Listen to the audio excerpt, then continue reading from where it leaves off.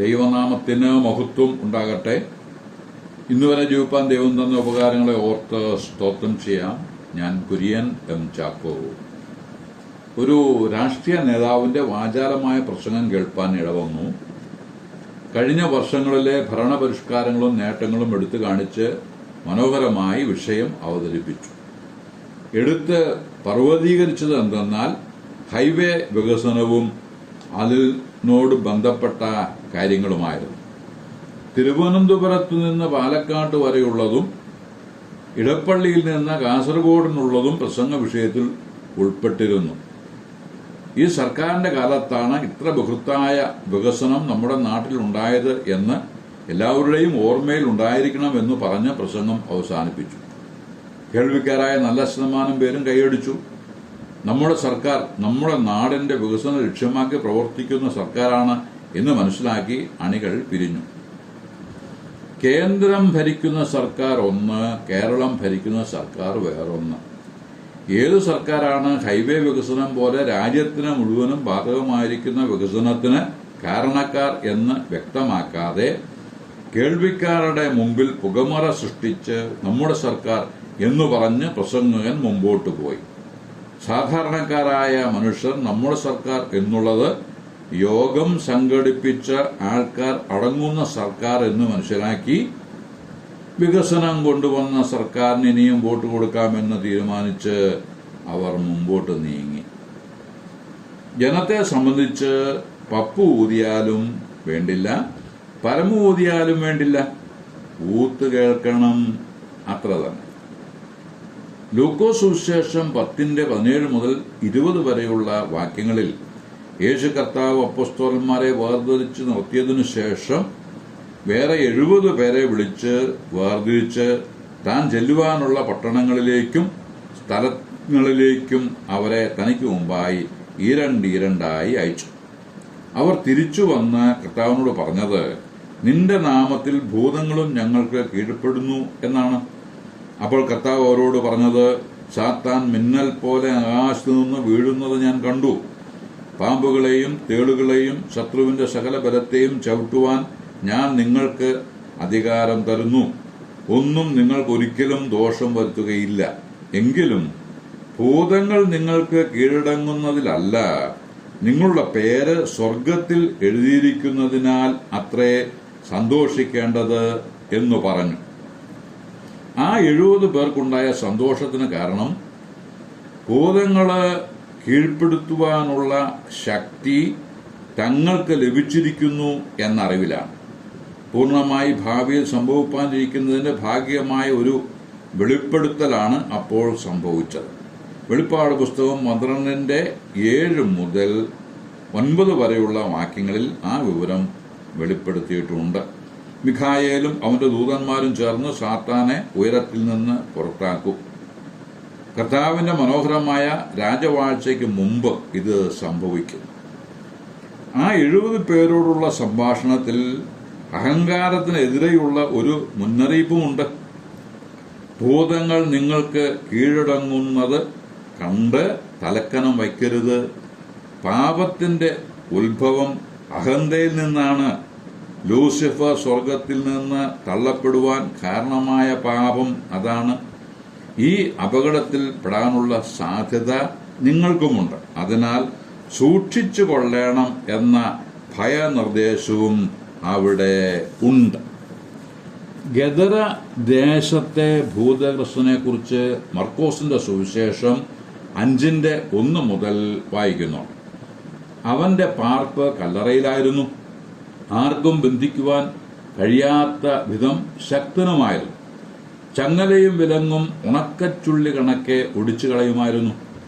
തന്നെത്താൻ കല്ലുകൊണ്ട് ദേഹത്തെ ദണ്ഡിപ്പിച്ചിരുന്നു.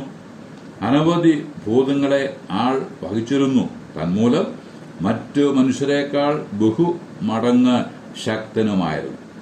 അവനിലുള്ള ഭൂതങ്ങളുടെ സ്വഭാവം വെളിപ്പെടുത്തി ആ ഭൂതഗ്രസ്തൻ അജയ്യനായി അറിയപ്പെട്ടു. ഈ നിലയിലുള്ള അമാനുഷിക ശക്തി പ്രകടിപ്പിച്ച് ജനത്തിനു മുമ്പിൽ ഏകാധിപതികളും ഗോലിയാത്തുകളും ആയവരൊക്കെ ചരിത്രത്തിന്റെ ഏടുകളിൽ സ്ഥാനം പിടിച്ചിട്ടുണ്ട്. അവരൊന്നും കേവല മനുഷ്യശക്തിയാലല്ല ആ സ്ഥാനം ഉറപ്പിച്ചത് എന്ന് ഈ സംഭവം നമ്മെ ഓർപ്പിക്കുന്നു. നെബൂഖദ്നേസർ രാജാവിനെ പോലെ സുബോധത്തിലേക്ക് വന്ന് ചരിത്രത്തിൽ അറിയപ്പെട്ടവരും ഉണ്ട്. യേശു കർത്താവ് ലഗ്യോൻ ബാധിച്ചവന് സൗഖ്യം കൊടുക്കുമ്പോൾ അശുദ്ധാത്മാവെ ഈ മനുഷ്യനെ വിട്ട് പുറപ്പെട്ടു പോക എന്ന് മാത്രമേ പറഞ്ഞുള്ളൂ. അശുദ്ധാത്മാക്കൾ വിട്ടുപോയി. സുറോഫോക്യ ജാതിയിലുള്ള യൗവന സ്ത്രീയുടെ മകൾക്ക് സൗഖ്യം കൊടുക്കുമ്പോൾ അമ്മയുടെ വിശ്വാസത്തിന്റെ അടിസ്ഥാനത്തിൽ മകൾക്ക് സൗഖ്യം വന്നതായി മർക്കോസ് എഴുതിയ സുവിശേഷം 7:29-30 വാക്യങ്ങളിൽ രേഖപ്പെടുത്തിയിട്ടുണ്ട്. ഇതേ സുവിശേഷം 2:1 മുതൽ കഫർനഹൂമിലെ വീട്ടിൽ വെച്ച് യേശു പക്ഷപാതം പിടിച്ചു കിടപ്പിലായ ആളെ സൗഖ്യമാക്കുന്നുണ്ട്. അവിടെ രോഗിയെ ചുമന്നുകൊണ്ട് വന്നവരുടെ വിശ്വാസം കണ്ടാണ് രോഗിക്ക് സൗഖ്യം കൊടുത്തത്. മർക്കോസ് 7:31 മുതൽ വിക്കനായ ഒരു ചെകിടനെ യേശു സുഖപ്പെടുത്തുന്നുണ്ട്. അവന്റെ ചെവിയിൽ വിരലിട്ട് തുപ്പി അവന്റെ നാവിനെ തൊട്ടു. അതിനുശേഷം തുറന്നു വരിക എന്ന് പറഞ്ഞു. ഉടനെ അവന്റെ ചെവി തുറന്നു, നാവിന്റെ കെട്ടുമഴിഞ്ഞു, അവൻ ശരിയായി സംസാരിച്ചു എന്ന് എഴുതിയിരിക്കുന്നു. മേൽപ്പറഞ്ഞ വേദഭാഗങ്ങളിൽ കൊണ്ടുവന്നവരുടെ വിശ്വാസം കണ്ടിട്ട്, അമ്മയുടെ വിശ്വാസം കണ്ടിട്ട് എന്നിത്യാദി പ്രയോഗങ്ങളുണ്ട്. അതെല്ലാം ശാരീരിക രോഗങ്ങളോടുള്ള ബന്ധപ്പെടുത്തി പറഞ്ഞിട്ടുള്ളതാണ് എന്ന് പ്രത്യേകം ശ്രദ്ധയിൽ വയ്ക്കണം. ഒരുവന് ആത്മരക്ഷ പ്രാപിച്ച് സ്വർഗത്തിൽ പോകണം എന്നുണ്ടെങ്കിൽ അവന്റെ ഹൃദയവും വായും ഉപയോഗിച്ച് റോമാലേഖനം 10:9 പറയും പ്രകാരം യേശുവിന്റെ മരണ പുനരുത്ഥാനത്തിലുള്ള വിശ്വാസത്തിന്റെ അടിസ്ഥാനത്തിൽ എന്റെ പാപത്തിന് പരിഹാരം വന്നുവെന്ന് വിശ്വസിച്ച യേശുവിന്റെ കർത്തൃത്വത്തിന് കീഴ്പ്പെടണം. അങ്ങനെയുള്ള വ്യക്തി രക്ഷിക്കപ്പെട്ടവനാകും. അവൻ സ്വർഗത്തിന് അവകാശിയുമാകും. അവരാണ് സ്വർഗത്തിൽ നിന്ന് ഇറങ്ങി വന്ന ജീവന്റെ അപ്പം ആഹരിച്ചവർ. അവർ അതുമൂലം നിത്യം ജീവിക്കും. രോഗികളെ യേശുവിന്റെ അടുക്കൽ കൊണ്ടുവന്നവർക്കുള്ള ആവശ്യം രോഗസൗഖ്യം, ഭൂതബാധയിൽ നിന്നുള്ള വിടുതൽ, നാവിന്റെ കെട്ടഴിയൽ, മുടന്ത് സൗഖ്യമാകൽ, രക്തസ്രാവം മാറി സുഖം വരിക തുടങ്ങിയുള്ള ശാരീരിക രോഗ സൗഖ്യമാണ്. ഇവയെ അപ്പനുറുക്കുകൾ എന്നാണ് കർത്താവായ യേശു വിശേഷിപ്പിച്ചത്. അത് എല്ലാ മനുഷ്യർക്കും ലഭിക്കാവുന്നതുമാണ്. ദൈവം നല്ലവനാകിയാൽ ദുഷ്ടന്മാരുടെ മേലും നല്ലവരുടെ മേലും മഴയെ പെയ്യുകയും സൂര്യനെ ഉദിപ്പിക്കുകയും ചെയ്യുന്നു. യാക്കോബിന്റെ ലേഖനം 1:17 വാക്യത്തിൽ വഞ്ചനയിൽപ്പെട്ടു പോകരുത് എന്ന് പറഞ്ഞതിനു ശേഷം എല്ലാ നല്ല ദാനവും തികഞ്ഞ വരമൊക്കെയും ഉയരത്തിൽ നിന്ന് വെളിച്ചങ്ങളുടെ പിതാവിൽ നിന്ന് ഇറങ്ങി വരുന്നു എന്ന് വായിക്കണം. ഇവിടെ ഒരു ചോദ്യം ഉയരുന്നു. വഞ്ചനയിൽ പെട്ടുപോകരുത് എന്ന് പറഞ്ഞിരിക്കുന്നത് എന്താണ്? നല്ലവൻ ദൈവമാണ്, നല്ലത് ചെയ്യുന്നവനും ദൈവമാണ്.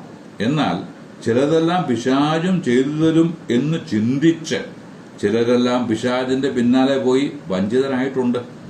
അങ്ങനെ സംഭവിക്കാതിരിക്കുവാനുള്ള ഭയനിർദ്ദേശമാണ് ആദ്യം നൽകുന്നത്. വീണ്ടും ചോദ്യമുയരുന്നു. മത്തായി സുവിശേഷത്തിലും വെളിപ്പാട് പുസ്തകത്തിലും പിശാച് ചിലതൊക്കെ ചെയ്യുന്നതായിട്ട് വായിക്കുന്നുണ്ടല്ലോ. അങ്ങനെ വായിക്കുന്നുണ്ട് എന്നുള്ളത് ശരി. എന്നാൽ യോബിന്റെ പുസ്തകത്തിൽ നിന്ന് മനസ്സിലാകുന്നത് പ്രകാരമാണ്, ദൈവത്തിന്റെ അനുമതി വാങ്ങി നിശ്ചിത സമയപരിധിക്കുള്ളിൽ നിന്ന് ചില കാര്യങ്ങൾ ചെയ്യുവാൻ പിശാചിനെ ദൈവം അനുവദിക്കാറുണ്ട്. ഇങ്ങനെയുള്ള അവസരങ്ങൾ പിശാച് മുതലെടുക്കാറുമുണ്ട്. രാഷ്ട്രീയക്കാർ ചെയ്യുന്നത് പോലെ കേന്ദ്രം ചെയ്തതൊക്കെയും തങ്ങളാണ് ചെയ്തത് എന്ന് സംസ്ഥാനങ്ങൾ ജനത്തെ ധരിപ്പിക്കുന്നത് പോലെ ദൈവിക നന്മകൾ സ്വന്തം പേരിലാക്കി മിടുക്കു കാണിക്കുകയാണ് പിശാച്. ഉദാഹരണമായി പറഞ്ഞാൽ മത്തായി സുവിശേഷം 4:8 മുതലുള്ള വാക്യങ്ങളിൽ എഴുതിയിരിക്കുന്നത്, പിശാച് യേശുവിനെ ഏറ്റവും ഉയർന്ന മലയിൽ കൂട്ടിക്കൊണ്ടുപോയി ലോകത്തിലുള്ള സകല രാജ്യങ്ങളെയും അവയുടെ മഹത്വത്തെയും കാണിച്ചു. വീണ് എന്നെ നമസ്കരിച്ചാൽ ഇതൊക്കെയും നിനക്ക് തരാമെന്ന് യേശുവിനോട് പറഞ്ഞു.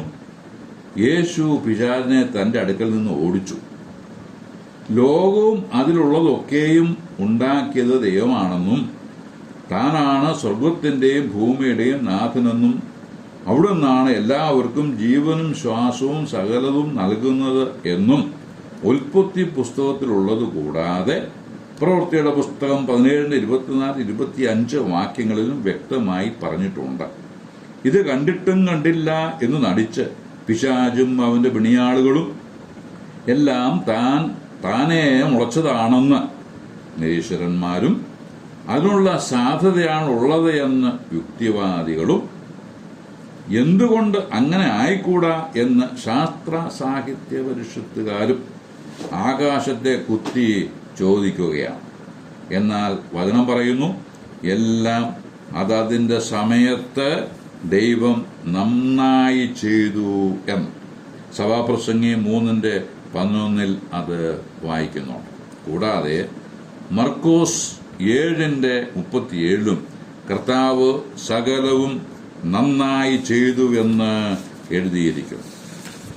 ആകയാൽ ഈ എഴുതപ്പെട്ടതായ സത്യങ്ങൾ മനസ്സിലാക്കി സൃഷ്ടി സ്ഥിതി സംഹാരകനായ ദൈവമായ കർത്താവിലും അവിടുത്തെ വചനത്തിലും ആശ്രയിച്ച് യോഗ്യമായി ജീവിതം നയിപ്പാനും ആത്മീയ വിഷയങ്ങളിൽ ഉറപ്പുള്ളവരായി തീരുവാനും കർത്താവ് ഏവരെയും സഹായിക്കട്ടെ എന്ന് ആശംസിച്ച് പ്രാർത്ഥിച്ച് വാക്കുകൾക്ക് പൂർണ്ണവിരാമം കുറിക്കുന്നു. ദൈവനാമം മഹത്വപ്പെടുമാറാകട്ടെ.